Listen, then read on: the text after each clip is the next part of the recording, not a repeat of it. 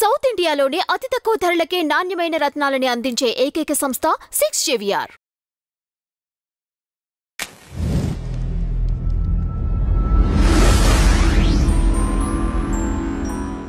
మామూలుగా ఇప్పుడు సందీప్ కిషన్ వచ్చేసి మీడియా ముందుకు రావడానికి తక్కువ వస్తాడు. ఆయన ఇంకోటి ఏంటంటే మన వివాదాల్లో కూడా చాలా వరకు ఇరుక్కోడు.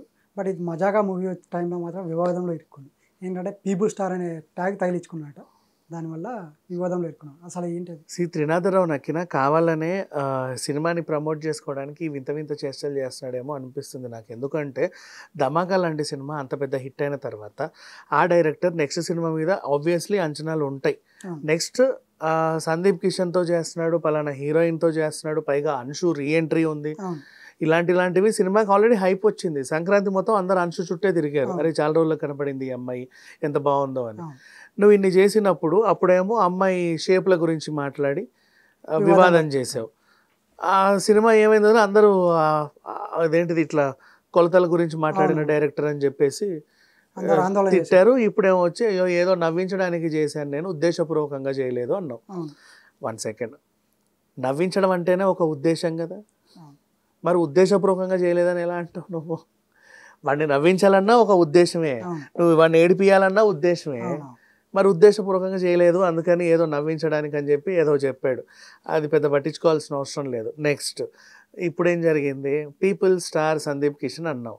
చాలా మందికి ఏమో ఒళ్ళు మండుతుంది. ఎందుకంటే పీపుల్ స్టార్ అనేది ఇప్పటి నుంచి కాదు, అది ఎప్పటి నుంచో ఆర్ నారాయణమూర్తి గారి ట్యాగ్. అది ఆర్ నారాయణమూర్తి గారి గురించి ఎంత చెప్పినా తక్కువ, ఆయన గురించి మాట్లాడే అర్హత కూడా నాకు లేదు.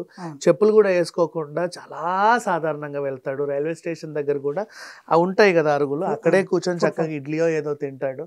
చాలా సింపుల్గా ఎక్కడికన్నా వెళ్తాడు. ఎప్పుడు వెళ్ళి అక్కడ ప్రసాద్ ల్యాబ్ దగ్గర కనిపిస్తాడు. ఎంతమంది వెళ్తే అంతమందిని పలకరిస్తాడు. నువ్వు ఎంతసేపు మాట్లాడమంటే అంతసేపు మాట్లాడతాడు.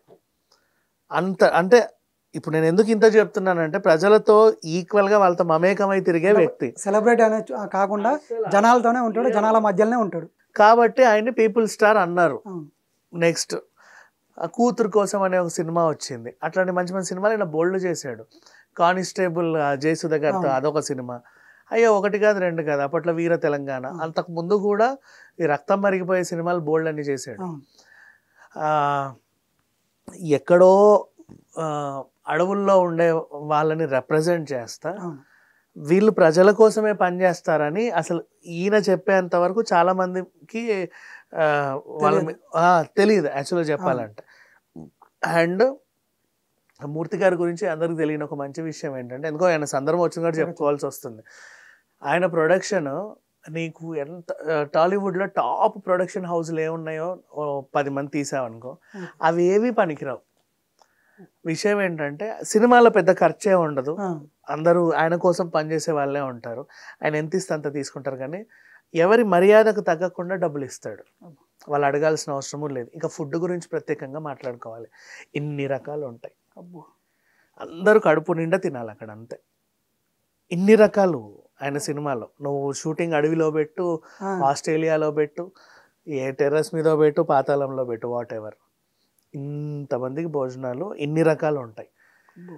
అదొక డిఫరెంట్ కైండ్ ఆఫ్ ఆతిథ్యం అయింది. సో ఆయన అంటే అందరికీ ఒక రకమైన గౌరవం. ఎప్పుడు ఆయన వివాదాలకు వచ్చింది లేదు, ఆయన్ని వివాదాలకి లాగింది లేదు. లాగినా కూడా అరే మన మూర్తి గారే కదా అని చాలామంది అంటారే తప్ప ఎప్పుడు ఆయన ఎవరేమంటారు. సో అలా పీపుల్ స్టార్ ఆయనకి ఇచ్చేసారు, అంతే, అది నీదే. అలాంటిది టైంలో ఇప్పుడు రారు పీపుల్ స్టార్ తగిలించుకొని.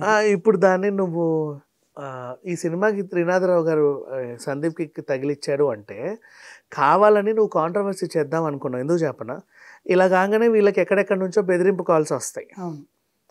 చాలామంది హట్ అవుతారు మూర్తి గారి ల్యాగ్ తీసుకున్నారు అంటే. ఎక్కడెక్కడి నుంచో ఫోన్లు వస్తాయి, ఎక్కడెక్కడి నుంచో బెదిరింపు కాల్స్ వస్తాయి.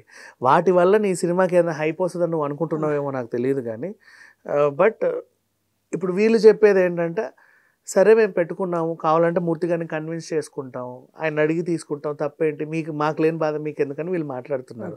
మీరు మూర్తి గారిని కన్విన్స్ చేసినా ఆయన ఒప్పుకున్నా సరే ఆ పీపుల్స్ ఒప్పుకోరు, బికాజ్ ఆయన అలా చూసుకున్నారు అంతే. ఈవెన్ సాయి కుమార్ గారికి కూడా ఒక ట్యాగ్ ఇట్లాంటిదే ఒక ట్యాగ్ ఇచ్చారు, అదేంటో నాకు గుర్తులేదు. బట్ వాళ్ళనేదో జనాల్లో కొంచెం ఇదిగా చూశారు. ఇప్పుడు మన జగపతి బాబు లాంటి వాళ్ళని ఫ్యామిలీ స్టార్లు అన్నట్టు అప్పట్లో ఈ స్టార్స్ కొంతమందికి కొన్ని కొన్ని రకాలుగా తగిలిచ్చారు. మన రాజశేఖర్ గారిని గ్లామర్ స్టార్ అంటారు. ఇట్లా కొంతమందికి ఉన్నాయిలే ఆ స్టార్లు. బట్ అట్లా ఈయనది మాత్రం తీసుకుంటే ఎవరికి నచ్చదు. వీళ్ళైతే కావాలనే అప్పట్లో అంశుని కూడా కావాలనే ఈయన వివాదాస్పదంగా వాడుకున్నాడు. ఇప్పుడు కూడా ఇది కొంచెం ఏదో పబ్లిసిటీ స్టంట్ లాగే నాకు అనిపిస్తుంది. లేకపోతే ఇప్పుడు సందీప్ని పీపుల్ స్టార్ అనాల్సిన అవసరం లేదు కదా, ఇంకేదన్నా స్టార్ పెట్టుకోవచ్చు. సందీప్కి ఏం తక్కువ. అండ్ పీపుల్ స్టార్ అంటే ఇంకో విధంగా సందీప్ జనాలకి మంచి చేసేది కూడా ఉంది. వివాహ భోజనం ఉందా, ఈ స్ట్రీట్ పైన ఆకలితో ఉండే వాళ్ళందరికీ వాళ్ళ అన్ని బ్రాంచుల్లోనూ ఏ టైంకైనా వెళ్ళి మీరు తినొచ్చు. డైలీ 300 మందో 400 మందికో ఫ్రీగా ఫుడ్ పెడతాడు. అట్లాంటివి ఉన్నాయిలే. బట్ ఇంకేదైనా ఇచ్చుకోవచ్చు. ఒకరిది లాక్కోవడం ఎందుకు, కొత్తవి సృష్టించుకోవచ్చు కదా. ఇప్పుడు అల్లు అర్జున్ ఉన్నాడు, అందరు స్టైలిష్ స్టార్ అన్నాడు. తర్వాత ఐకాన్ పెట్టుకున్నాడు. విజయ్ దేవరకొండ ది విజయ్ దేవరకొండ అని తగిలించుకున్నాడు. ఒక్కొక్కరిది ఒక్కో ఇష్టం, ఇంకేమన్నా తగిలించుకోవచ్చు. బట్ ఒకరిది లాక్కోవడం తప్పు.